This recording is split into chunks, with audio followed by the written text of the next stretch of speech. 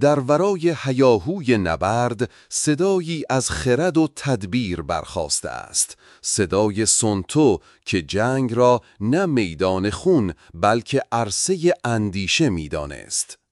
در این ویدیو 10 اصل از هنر جنگ را با شما شریک می‌سازیم، اصولی که راهگشای پیروزی در زندگی، رهبری و خودشناسی اند. قانون اول: جنگی که رخ ندهد از هر نبردی نیکوتر است و پیروزی بی‌پیکار گواه فرزانگی است.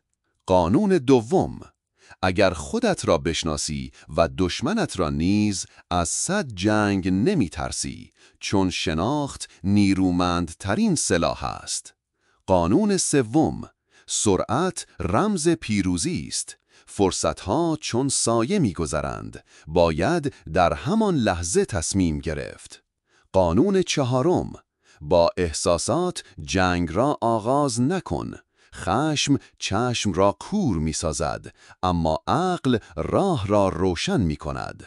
قانون پنجم: رهبر دانا پیش از جنگ دلها را به دست می‌آورد. زور واقعی در تأثیر بر ذهن هاست، نه در شمشیرها. قانون ششم: ظاهر را نشان بده اما نیت را پنهان نگهدار. استراتژی یعنی دیده شوی بی آنکه هدفت را فاش کنی. قانون هفتم: وقتی فرمانده محیط و زمان را بشناسد، زمین و فصل در خدمت خرد او خواهند بود. قانون هشتم: نیرو را پراکنده نکن. تمرکز قدرت راز شکستن دیوار هاست. قانون نهم: جاسوسان چشمهای پنهان فرمانده اند و اطلاعات نیمی از پیروزی است. قانون دهم: اگر راهی برای پیروزی نیست، راهی برای عقب نشینی بساز. خرد در دانستن زمان عقب نشینی است، نه در حمله. وقتی صداهای نبرد خاموش می‌شوند، آنچه باقی می‌ماند صدای اندیشه است.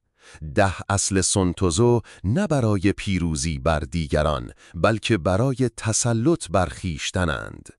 اگر راه را با خرد بپیماییم، هر گام خود پیروزی است.